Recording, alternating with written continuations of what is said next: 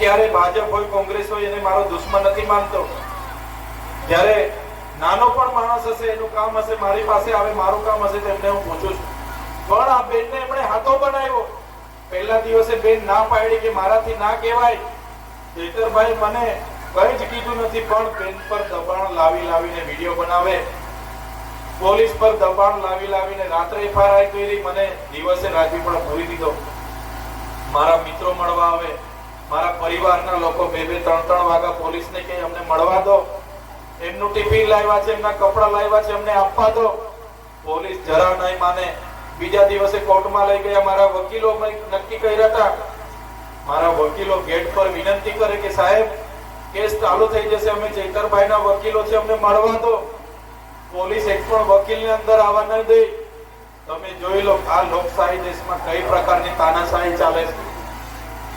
સાચા કેદી તરીકે નર્મદામાં કોઈ પણ ને નાની મોટી જેલ થાય તો રાજપીપળા જેલમાં રાખવામાં આવે. ત્યાં પણ કોર્ટમાં આ લોકોએ ખોટા એફિડેવિટ રજૂ કર્યા.